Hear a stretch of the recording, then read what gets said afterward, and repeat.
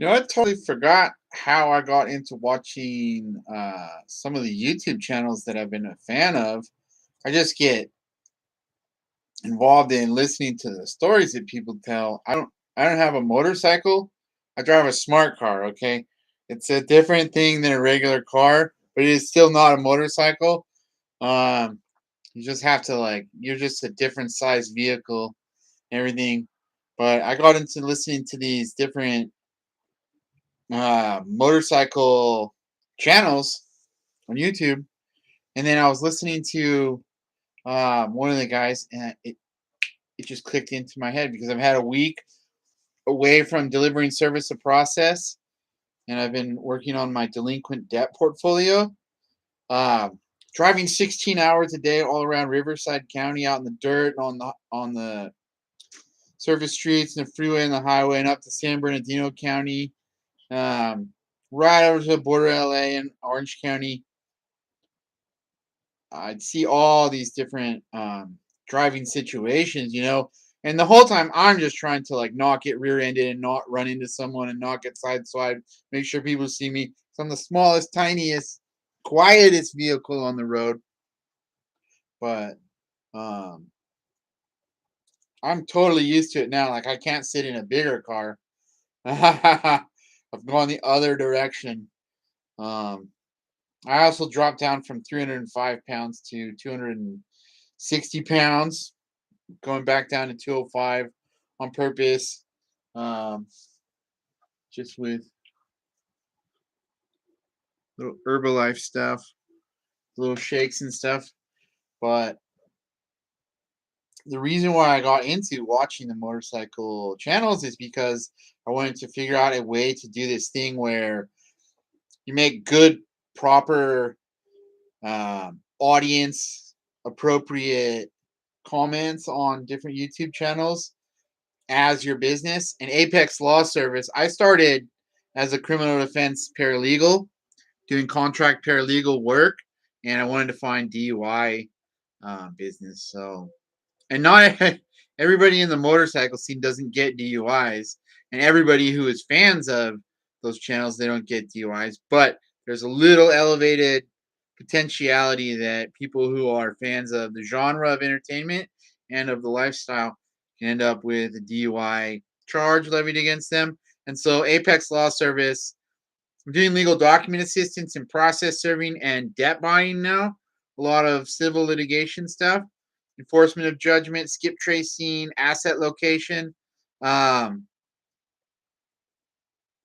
but the idea was to help people save money on something that, though it's not societally and socially acceptable to get DUIs, to get pulled over for DUI, it's the type of thing where you don't look at someone and think, how could you ever, like, when you look at some of these scandalous, completely like depraved crimes that we see happen every once in a while in the news, you don't look at someone like they're this insane psychological beast. You just look at someone and think, you either need to totally stop ever driving after drinking even a little, or you have a drinking problem. And but that's something that kind of is culturally accepted.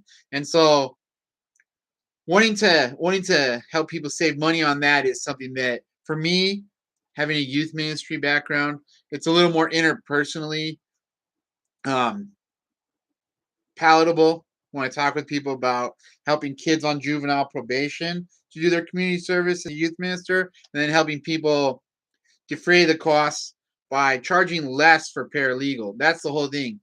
If you come to apexlawservice.com, and we can do other stuff too. We have family law attorney clients, civil litigators, business litigators, foreclosure defense, all kinds of stuff. If you want to start a cannabis business, I have attorney clients who can help you put together a cannabis business.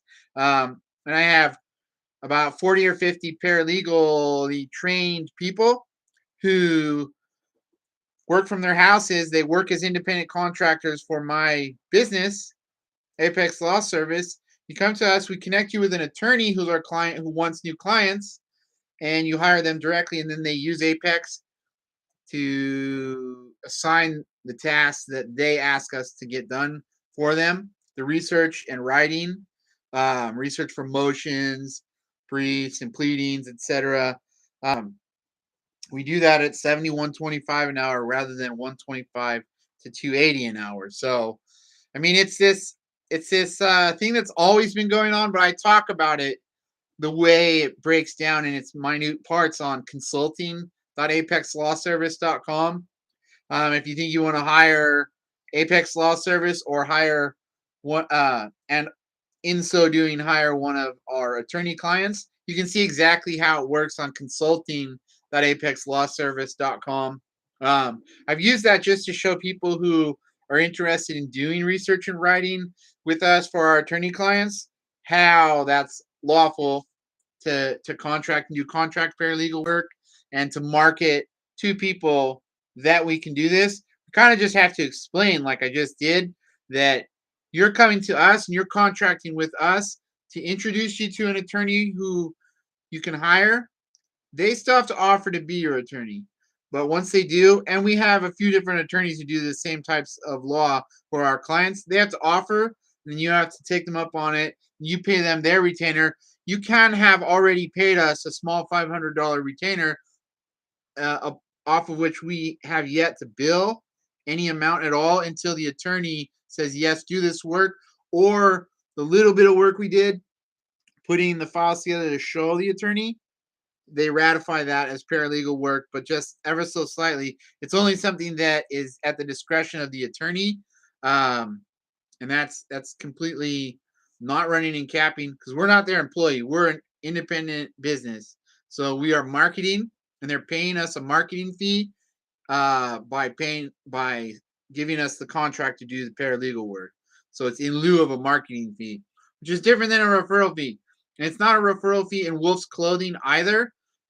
People might border on that if they're doing something like trying to do anything that gets around that you cannot pay someone for the size of the case.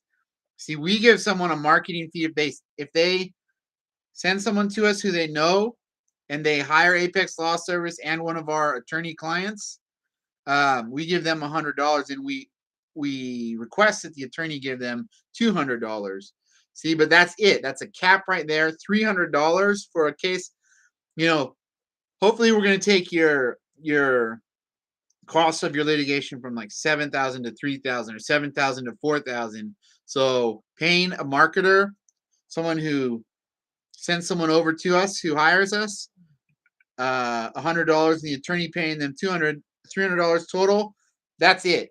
It's not based on, let's say it's $100,000 case somehow because it's some huge like probate litigation, some inheritance case, some billionaires, or some huge music industry thing.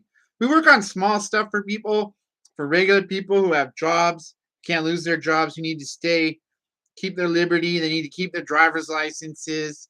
I, as a legal document assistant, you can hire Apex directly. We're a registered legal document assistant business.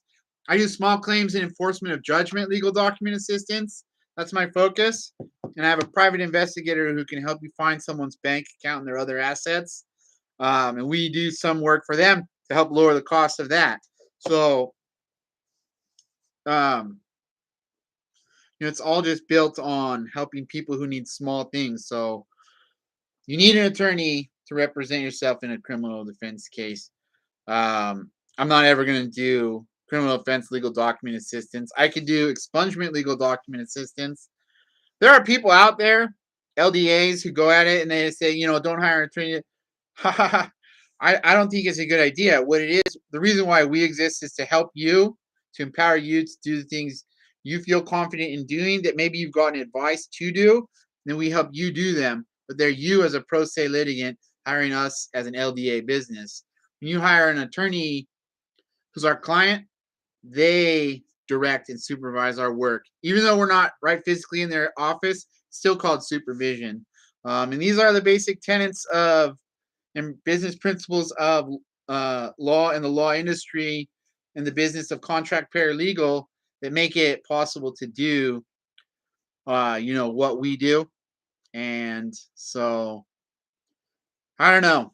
I don't know how to market all that well on the internet for business. It's really word of mouth and paying people little marketing fees.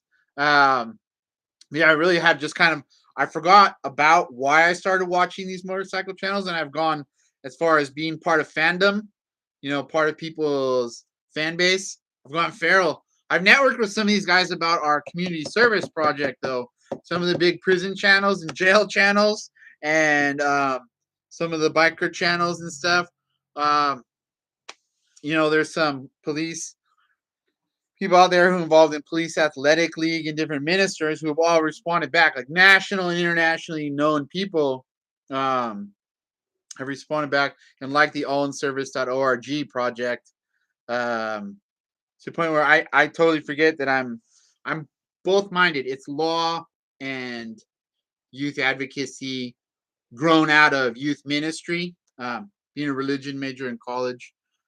It's a project that any religious or non-religious community group can do, and I'm a free consultant to help a group do that. But they go hand in hand. Kids are dealing with legal issues and so are their families, and it's about access to spiritual justice, if you will, of giving kids an opportunity to be in a situation where they meet some people who are supervising their community service, but they can be mentors, youth pastors, and congregants at churches. And then also, those people are encouraged to take some of those kids to police athletic league. Kids sometimes just need to see police in a better light, and it'll change their whole life situation. So I don't know. There's a lot of good, bad, ugly, and different attitudes in all of the marketing area of marketing for DUI, in some of the entertainment channels. But what it is that people need to get their situations under control and maybe reevaluate their relationships with alcohol and reevaluate what things they want to put on pedestals in their lives and what things they want to put to the sideline, what things they want to focus on, and how they want to do things differently. So I don't know. I totally forgot. It took me a week of doing some different stuff other than driving 16 hours a day and knocking and saying you've been served, scaring people with my beard at their doorstep to remember why I started doing everything.